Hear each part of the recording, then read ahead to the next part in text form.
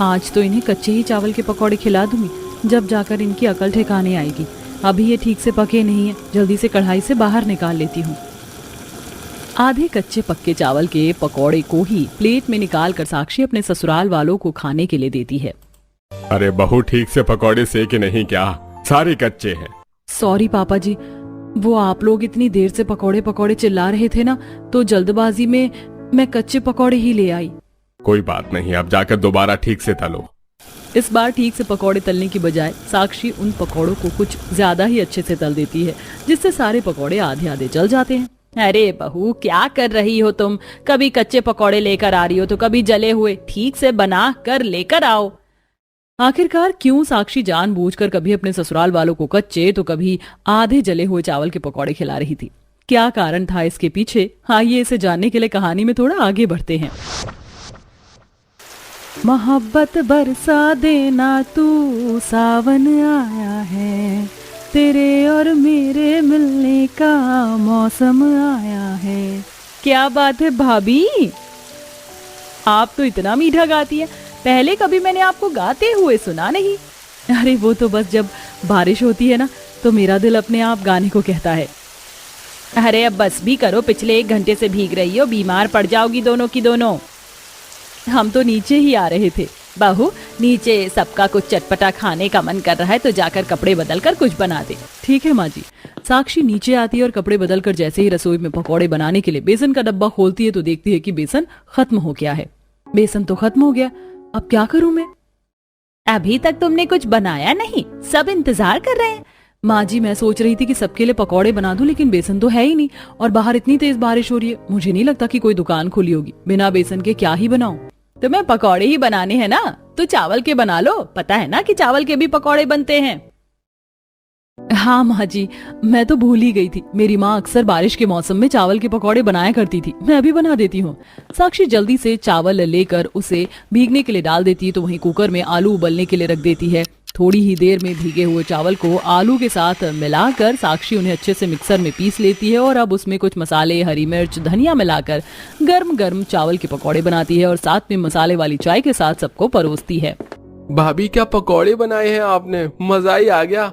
मुझे तो लगता था कि चावल के पकौड़े फीके होते होंगे, लेकिन ये तो काफी चटपटे हैं। बेसन के पकौड़े से भी अच्छे चावल के पकौड़े बने हैं बहू। अब से तुम चावल के ही पकौड़े बनाना। बहू इतने सारे पकौड़े लेकर आई थी, लेकिन हम सबने सारे खत्म कर दिए। बहू थोड़े और बनाकर ले आओ। अभी पकौड़े वैसे बचे हुए हैं, मैं अभी लेकर आती हूँ। साक्षी दोबारा से रसोई में जाकर गर्मा गर्म चावल के पकौड़े तलती है, जो उसे भी काफी ज्यादा पसंद आते हैं। आप लोगों ने बताया नहीं कि आज पुलाव कैसा बना था। मैंने कश्मीरी पुलाव बनाया था। पुलाव बना तो काफी बढ़िया था, लेकिन मेरा तो आपके हाथ के बने हुए चावल के पकौड़े खाने का मन कर रहा है। बहू, मेरा भी काफी मन कर रहा है। रात के 10 बज गए हैं और आप लोगों ने खाना भी तो खा लिया है, ऊपर से बारिश भी नहीं हो रही है। मैं कल आप लोगों के लिए बना दूंगी। वैसे भी पकौड़े खाने का असली मजा तो बारिश के समय ही आता है। सभी लोग खाना खाकर जैसे ही अपने कमरों में जाने लगते हैं तो देखते हैं कि बाहर बादल गरजने शुरू हो गए हैं और कुछ देर में काफी लगती है, जिसे देख वाह भाभी, ये तो सोने पर सुहागा हो गया। अच्छा हुआ मैंने पुलाव थोड़ा कम खाया था, अब तो आपके पकौड़े बनाने ही पड़ेंगे। और साथ में लहसुन की चटनी जरूर बनाना, और हाँ, सिलबट्टे पर ही पीसना। तुम पकौड़ों के लिए चावल भी सिलबट्टे पर ही पीसना। वो क्या है ना, मिक्सर में कुछ ज्यादा ही बारीक हो जाता है, फिर ज्यादा क्रिस्पी भी नहीं बनते। थोड़ा दरदरा रहेगा तो सही लगेगा। लेकिन माँ जी, चावल सिलबट्टे पर पीसने में तो काफी समय लगेगा। तो बहू, हमने कौन सा बोला है कि हमें अभी चाहिए? आराम से आधे घंटे में बना लेना। साक्षी सिलबट्टे का इस्तेमाल कम से कम करती थी, इसीलिए आज उसे चावल पीसते हुए थोड़ी परेशानी तो होती है, लेकिन अपने ससुराल वालों के लिए साक्षी सिलबट्टे पर जैसे तैसे कर चावल पीसकर सबके लिए पकौड़े और चटनी बनाती है। साक्षी को सुबह भी सबकी फरमाइश पर नाश्ते में भी चावल के पकौड़े ही बनाने पड़ते हैं। शाम में साक्षी अब सबके लिए दाल चावल बना रही होती कि तभी साक्षी की नंद रसोई में आती है। क्या बात है भाभी, आज तो दाल चावल बनाए जा रहे हैं, और साथ में क्या बना रही हो? दाल चावल के साथ आलू का चोखा। काफी पसंद है तो वही बना रही हूँ। काफी बढ़िया बनाती हूँ मैं आलू का चोखा। जब आलू का चोखा बनाने के लिए आलू उबाल ही रही हो तो क्यों ना साथ में चावल के पकौड़े भी बना लो। काफी मन कर रहा है खाने का। कल रात में खाने के बाद सब लोगों ने चावल के पकौड़े खाए थे। सुबह भी चावल के पकौड़े और अब रात के खाने के साथ भी चावल के पकौड़े खाने। अब कोई मैदे की चीज तो खा नहीं रहे ना, जो पेट में जाकर जम जाएगा। प्लीज बना दो ना, सबका काफी मन हो रहा है। साक्षी को अब रात के खाने के साथ भी चावल के पकौड़े बनाने पड़ते हैं। इसी के साथ अब हर रोज साक्षी के ससुराल वाले कभी सुबह, कभी दोपहर, तो कभी रात में चावल के पकौड़े बनवाते। हर रोज सिलबट्टे पर चावल पीसते पीसते साक्षी के हाथ दर्द होने लगते। मैं तो परेशान हो गई हूँ इन लोगों से। एक तो ये रोज रोज चावल के पकौड़े बनवाते हैं, ऊपर से चावल भी सिलबट्टे पर ही पीसने पड़ते हैं। मैं तो बाहर से चावल का आटा ला सकती हूँ, ना मिक्सर का इस्तेमाल लगता है। कि चावल के पकौड़े बनाना कोई आसान काम है क्या? खुद तो ऑर्डर देकर बैठ जाते हैं, लेकिन सारी मेहनत तो मुझे ही करनी पड़ती है। कुछ समय और गुजर जाता है। आज साक्षी के घर कुछ मेहमान आते हैं, लेकिन उनमें मेहमान के लिए भी मजबूरन साक्षी को चावल के पकौड़े ही बनाने पड़ते हैं। लगता है चाची जी आपके घर वालों को चावल के पकौड़े कुछ ज्यादा ही पसंद है। सुबह से आए हुए हैं हम, और हर चीज के साथ आप हमें चावल के पकौड़े दे रही हैं। चावल के पकौड़े सेहत के लिए इतने भी ज्यादा अच्छे नहीं है। बच्चों कुछ नहीं होता, सालों से लोग चावल खाते आ रहे हैं, आज तक उन्हें कुछ नहीं हुआ जो अभी चावल के पकौड़े खाकर हमें कुछ होगा। रहने दो भैया भाभी, इन्हें समझाकर कोई फायदा नहीं है। इनके तो कान पर जूं तक नहीं रेंगती। साक्षी चावल के पकौड़े बना बनाकर और उन्हें रोज खाकर काफी परेशान हो गई थी। इसलिए आज साक्षी अपनी चालाकी दिखाते हुए रसोई में रखे चावल से भरे डिब्बे को स्टोर रूम में ले जाकर छुपा देती है। बहू, जितना मुझे याद है 4-5 पहले तक तो डब्बे में चावल पूरे भरे हुए थे, तो एकदम से चावल खत्म कैसे हो गए?